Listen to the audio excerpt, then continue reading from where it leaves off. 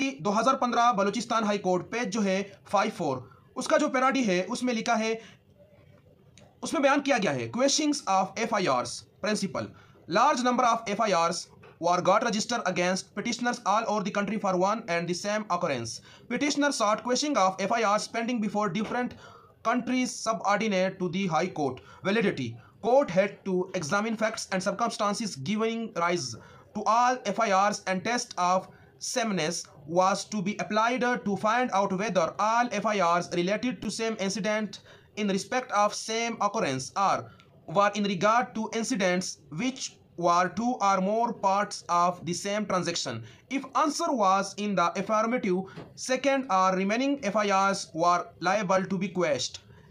In case contrary was proved, where version in second FIR was different and they were in respect of two different incidents crimes, second FIR was permissible. तो इसमें यह verdict दी गई है कि अगर multiples FIR दर्ज हुए हो और रिकॉर्ड से मालूम हो जाए कि सब मल्टीपल्स FIR जो है वो एक ही तरह के एक्विजिशन एलिगेशंस लेवल कर रहे हैं अगेंस्ट एक्यूज्ड, यानी उसमें जो इंसिडेंट्स है, ऑकरेंस है, ऑफेंस है वो सेम है, तो बाकी FIR को क्वेश किया जाएगा और एक FIR रह जाएगा। और अगर सूरत मुख्तलिफ है, डिफरेंट ऑफेंसेस है, डिफरेंट प्लेसेस है, तो सब जो FIR है वो क्या है, प्रोसीडेबल है, मेंटेनेबल है अकॉर्डिंग लॉ।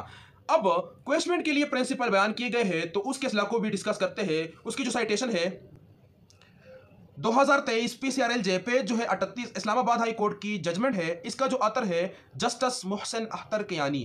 तो इसमें लिखा गया है only those cases could be quashed from which no offense was made out from bare reading of FIR or where there was no legal authority for registration of a criminal case or where registration of FIR was based upon modified and considered to be abuse of process of law and or where no other alternate remedy was provided to deal with the situation raised in any criminal case. तो यहाँ पर क्या करता है high court decline to quash second FIR as ground raised by petitioner for quashing of second FIR was not legally justiciable nor very registration of subsequent FIR under Anti-Money Laundering Act 2010 was contrary to principles laid down by Supreme Court.